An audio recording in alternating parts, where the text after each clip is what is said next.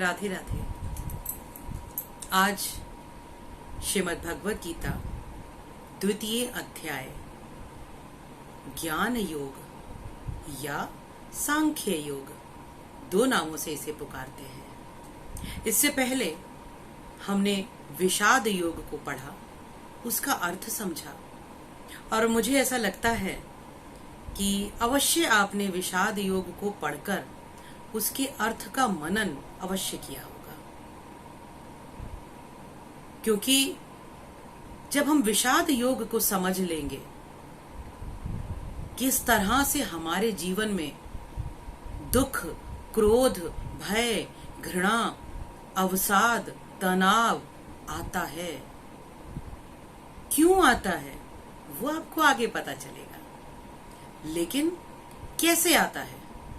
और जब वो दुख, क्रोध और भय किसी भी तरह का हमारे जीवन में हम पर हावी हो जाता है, तो आपने देखा कि अर्जुन की तरह हम भी परिस्थितियों से हार मान लेते हैं। तो देखा जाए तो अर्जुन कोई और नहीं है, अर्जुन आप और हम सभी हैं। आवश्यकता है कि ये अर्जुन को भगवान कृष्ण ने आकर श्रीमद् भगवत गीता सुनाई थी और कृष्ण के अर्जुन के चक्षुओं को खोला था। तो आज उसी भगवत गीता को हम अपने जीवन में उतारने का प्रयास कर रहे हैं। तो जब स्वयं को अर्जुन के स्थान पर रखेंगे तो यकीन मानिए कृष्ण स्वयं आकर भगवत गीता सुनाएंगे, लेकिन अर्जुन बनना पड़ेगा। और अर्जुन बनना आसान नहीं है, क्योंकि हम सब में वो अर्जुन है, हम सब वो अर्जुन है, लेकिन हमने अर्जुन को पीछे कर दिया है और मैं को आगे कर दिया है। तो एक बार हम सब अर्जुन बनकर पुनः द्वितीय अध्याय में प्रवेश करते हैं। तो पहले श्लोक लेते हैं। संजय उवाच तं तथा कृपयाविष्टम् अश्रुपूर्णाकुलीक्षणम् विषीदन्तमिदं वाक्यम् उवाच मधुसूदनः। श्रीभगवानुवाच कुतस्त्वाकस्मलमिदं विषमे समुपस्थितम् अनार्यजुष्टं स्वर्ग्यम् अकीर्तिकरमर्जुन। क्लेब्यं मास्मगमः पार्थ नैतत्त्वयपद्यते। क्षुद्रं हृदये दौर्बल्यं त्यक्त्वोत्तिष्ठ परन्तप। अर्जुन उवाच कथं भीष्मं संख्ये द्रोणै च मधुसूदन। इषुभिः प्रतियोत्स्यामि पूजार्हा वरिसूदन। आज श्लोक नंबर 1 से 4 तक हम बात करेंगे। इन 4 श्लोकों में तीनों ही उपस्थित हैं, संजय, भगवान श्री कृष्ण और अर्जुन। विषाद योग के समाप्त होते ही जब अर्जुन ने अपने बाण को और अपने धनुष को पीछे नीचे रख दिया और अश्रु बहाता हुआ वो रथ पर बैठ गया, नीचे उतर गए, वहां विषाद योग समाप्त हुआ। यानी अर्जुन पूरी तरह से अपनी भावनाओं के कारण हार चुका है, अपने मोह और ममता में पूरी तरह से जकड़ चुका है और अपने कर्तव्य कर्म को भूलकर बैठ गया है। संजय ये सब देख रहे हैं, क्योंकि संजय को तो दिव्य दृष्टि प्राप्त है। तो संजय धृतराष्ट्र को कहते हैं कि हे धृतराष्ट्र राजन, इस तरह से अश्रुपूर्ण नेत्रों को धारण करते हुए, यानी आंखों में आंसू भरे हुए हैं, वो आंसू किस कारण है? मोह और ममता के कारण जो दुख व्याप्त गया है। अर्जुन उससे दुखी है। तो नेत्रों में आंसू भरते हुए बड़े दुखी मुख से अर्जुन ये बातें कर रहे हैं। और ऐसे दुखी मुख वाले अर्जुन को मधुसूदन, भगवान कृष्ण का दूसरा नाम मधुसूदन कहते हैं। क्या कहते हैं तो बताया जाता है, श्री भगवान वाच। अब आगे की जो पंक्ति है वो भगवान ने स्वयं कही है। स्वयं के हृदय में अर्जुन को धारण कीजिए और अब देखिए कि भगवान हमसे क्या कह रहे हैं। भगवान ने कहा कि ये कायरता तुझ में कहां से आई, कुतत्स्वा, कहां से, कश्मल विदम, ये कायरता, ये गलत विचार। हे अर्जुन, इस विषम समय में, विषम परिस्थिति में, जब युद्ध भूमि तैयार खड़ी है, धर्म और अधर्म में युद्ध चल रहा है, तो ऐसी विषम परिस्थिति में, ऐसी दुविधा की परिस्थिति में ये कायरता का विचार तुझ में कहां से आ गए? ये विचार तो अनार्य लोगों के हैं। समझने की बात है। पुनः अनार्य लोगों का अर्थ हुआ वो लोग जो कि श्रेष्ठ नहीं है, जो आर्य नहीं थे। आर्यों का अर्थ क्या हुआ? श्रीमद् भगवद गीता में भगवान कृष्ण ने स्वयं कहा है कि आर्य वो है जो कि श्रेष्ठ मति वाला है, जो सही समय पर सही कर्म करना जानता है। तो यहां भगवान श्री कृष्ण ने अर्जुन से कहा कि ये ऐसे विचार जो कि श्रेष्ठ मति वाले लोगों को तो आ ही नहीं सकते, ऐसे विचार तुम्हें कैसे आए? ये तुम्हें स्वर्ग भी नहीं देंगे, तुम्हें कीर्ति भी नहीं देंगे। यानी इन विचारों के कारण हे अर्जुन तुम्हें अपयश प्राप्त होगा, तुम्हारी अकीर्ति होगी, तुम्हारी बुराई होगी। क्या कर रहे हो? ये कायरता को छोड़ दो, ये नपुंसकता को छोड़ दो। यहां पर भगवान श्री कृष्ण ने अर्जुन को कहा है कि क्लैब्यम मास्मा, ये नपुंसकता को छोड़ दो। बहुत बड़ा शब्द कहा है यहां। नपुंसक का अर्थ भगवान श्री कृष्ण की नजर में वो व्यक्ति जो सही समय पर सही निर्णय न ले पाए और मोह और ममता के चलते, मोह और ममता कुछ भी हो सकता है, सिर्फ परिवार की ही बात नहीं है यहाँ।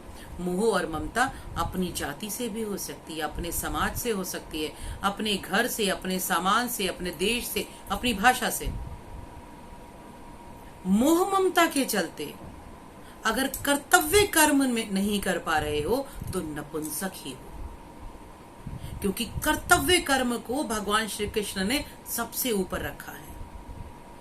जो लोग ये कहते हैं ना कि हमारा सनातन धर्म तो सिर्फ भाग्य के भरोसे रहने की बात करता है, यहां स्पष्ट है श्रीमद् भगवद गीता के प्रत्येक श्लोक में भगवान श्री कृष्ण बार बार जता रहे हैं कि कर्म करना सर्वाधिक महत्वपूर्ण है।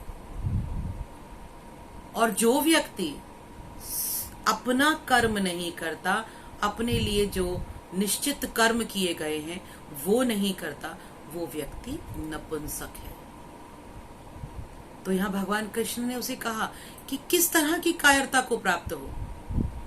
एक ऐसा समय जब तुम्हें निर्णय लेना चाहिए, जब तुम्हें धर्म के लिए शस्त्र उठाना चाहिए।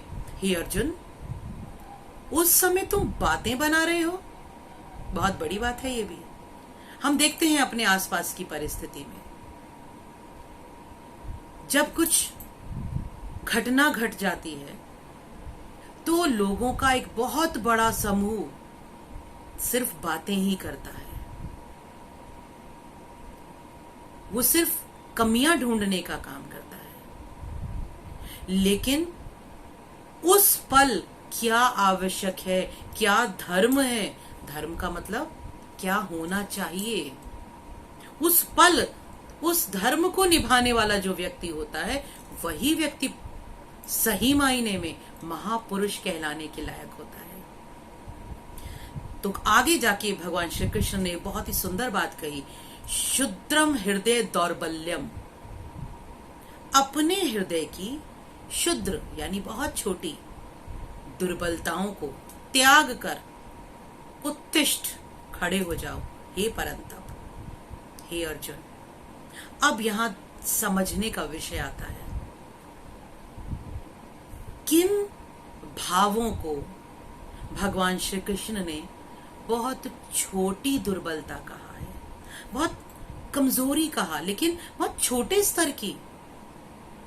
तो यहां अर्जुन किन भावों में था? अर्जुन दुविधा में था।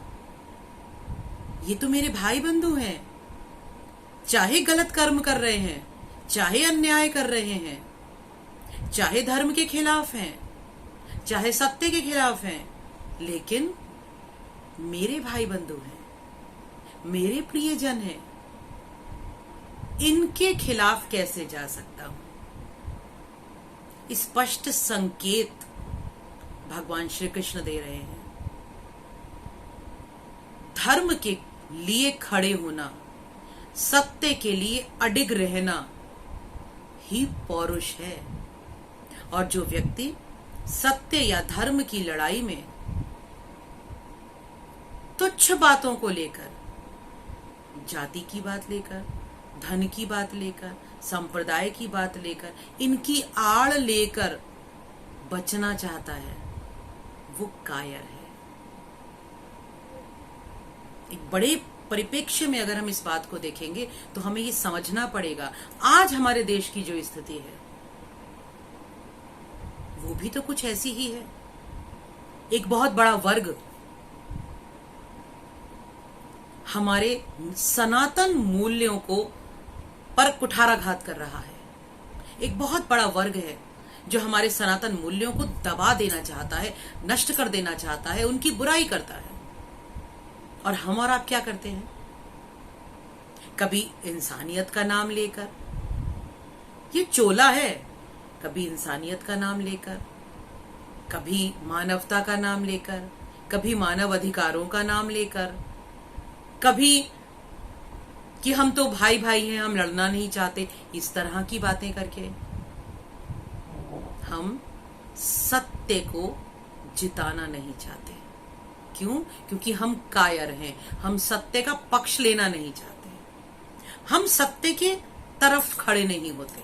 याद रखिएगा, सदैव दो ही मार्ग होते हैं, या सत्य या असत्य, बीच का कोई मार्ग नहीं होता। अगर आप सत्य की तरफ नहीं हैं तो इसका मतलब है आप असत्य का साथ दे रहे हैं।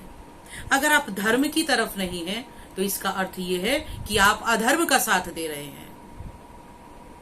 यही तो भगवान कृष्ण कह रहे हैं। समझना होगा, हम सबको समझना होगा कि हमारे हृदय में ये जो दुर्बलताएं हैं, चाहे वो मोह माया की हो, चाहे वो परिवार की हो, चाहे वो देश, धर्म, जाति, समाज, संप्रदाय, भाषा की हो, क्षेत्रवाद की हो, जातिवाद की हो, ये दुर्बलताएं बहुत तुच्छ हैं, ये विचारधाराएं बहुत तुच्छ हैं, ये भावनाएं बहुत तुच्छ हैं और कभी भी इन्हें महत्व नहीं दिया जाना चाहिए। इन भावनाओं से उठकर बात करनी होगी। भगवान कृष्ण निर्देश दे रहे हैं, उत्तिष्ठ परंतप। तो अगर आपके अंदर अर्जुन है तो उठिए, धर्म का साथ दीजिए, सत्य का साथ दीजिए। और बार बार याद दिलाऊंगी कि धर्म क्या है। धर्म वो है जो सनातन है, धर्म वो है जो प्रत्येक व्यक्ति को किसी विशिष्ट परिस्थिति में धारण करना चाहिए, जो जीने की सही कला है, वो धर्म है। पूजा पद्धति धर्म नहीं है।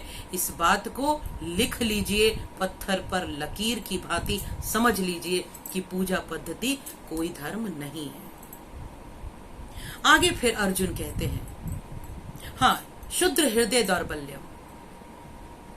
जब वो बात कर रहे हैं भगवान कि इन मोह माया से, इन तुच्छ विचारों से निकलो, तो इसी बात को साक्षी मानते हुए ईशावास्य उपनिषद में भी कहा गया है, तेन त्यक्तेन भुंजीता,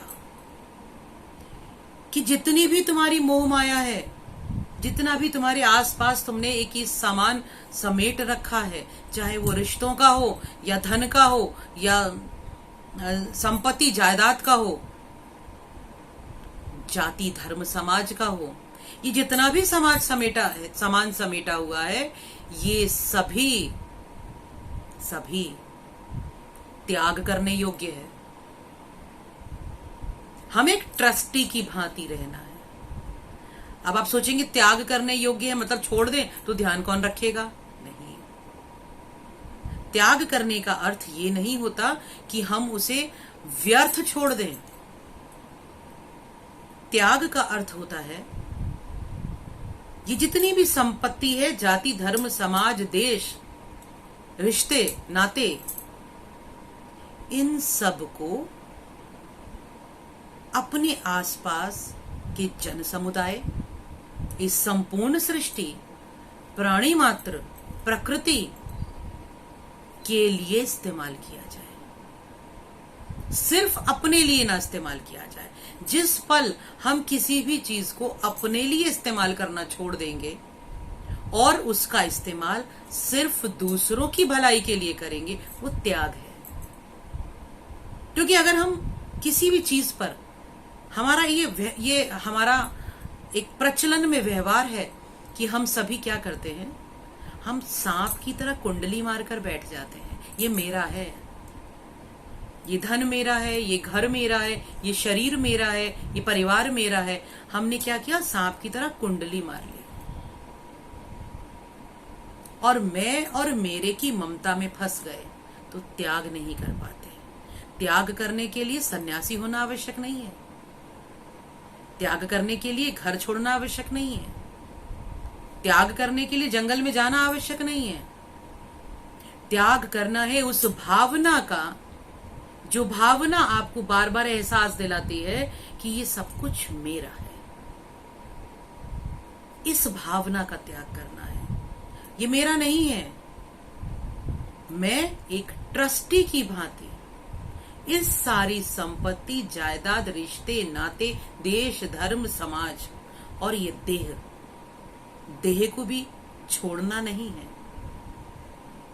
इन सभी को एक ट्रस्टी की भांति संभालना है और समाज और प्राणी मात्र और प्रकृति के भलाई के लिए, उत्थान के लिए प्रयोग करना है। यही त्याग है। तो आगे अर्जुन कहते हैं, अभी अर्जुन का संशय खत्म नहीं हुआ है।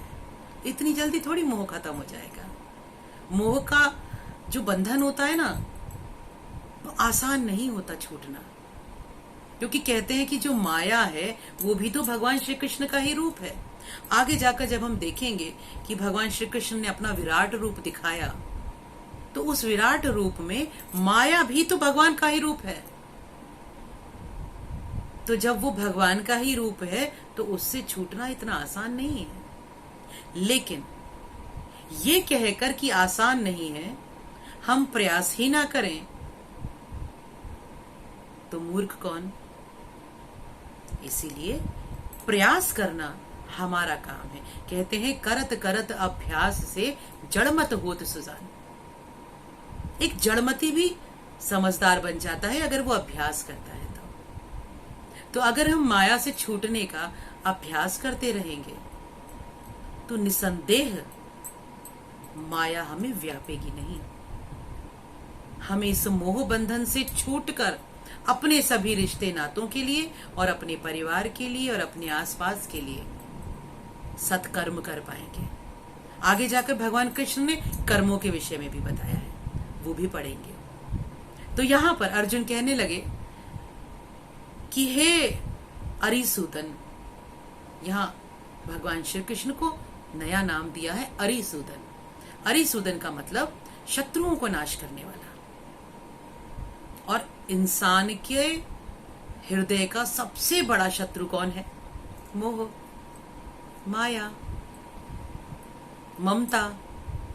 तो इसीलिए यहां अर्जुन ने भगवान श्री कृष्ण को अरिसूदन कहा है कि हे अरिसूदन, तुम शत्रुओं का नाश करते हो, तो मुझे बताओ कि मेरे हृदय में जो भाव उठ रहे हैं उनका नाश कौन करेगा? तुम ही तो करोगे, तुम ही तो ज्ञान दोगे। क्योंकि मैं नहीं समझ पा रहा कि मैं किस तरह से भीष्म पितामह, द्रोण, के साथ युद्ध कर पाऊंगा? ये तो पूजा के योग्य हैं, ये मेरे बड़े हैं, इनसे तो मैंने चलना सीखा है, इन्होंने तो मुझे शिक्षा दी है, मैं इनके साथ युद्ध कैसे कर पाऊंगा? तो हे अरिसूदन, आपने विभिन्न शत्रुओं का नाश किया है। हे मधुसूदन, आपने मधु नामक राक्षस का नाश किया है। तो आप मेरे हृदय में विराजित मोह, माया, ममता, प्रेम, इन तुच्छ विचारों का, यहां प्रेम को मैंने तुच्छ विचारों में क्यों लिया? क्योंकि अभी ये वो प्रेम नहीं है जो प्राणी मात्र से है। अभी यहां पर अर्जुन के हृदय में जो प्रेम है वो अपनी देह और देह से जुड़े हुए नातों के लिए है। अर्जुन का प्रेम प्राणी मात्र के लिए यहां नहीं है, क्योंकि उसे कष्ट है, मेरे प्रियजन मर जाएंगे, मेरे सैनिक मर जाएंगे। यहां प्राणी मात्र की बात नहीं है। इसीलिए मैंने कहा कि इस तरह के हृदय में जो विचार हो रहे हैं, जो तुच्छ विचार हैं, उन विचारों को हे अरिसूदन नष्ट कर दो और मेरे संशय को नष्ट करो। मुझे रास्ता दिखाओ हे प्रभु, मुझे रास्ता दिखाओ। श्रीमद् भगवत गीता में हम सब अर्जुन, मैं बार बार कह रही हूं, मुझ समेत हम सब अर्जुन यही कह रहे हैं भगवान कृष्ण से, उस परम पिता से, उस अजर अमर अविनाशी से, रास्ता दिखाओ। क्योंकि जिसे वो रास्ता मिल गया वो जीना सीख गया। तो आज इसी प्रार्थना तक रुकेंगे कि हे प्रभु, हमें शक्ति दो, हमें रास्ता दिखाओ, हमें ज्ञान दो, ताकि हम इस मोह माया के बंधन से छूट सके और अपने जीवन को सद्मार्ग पर चलाकर उपयोगी बना सके। ओम तत्सत।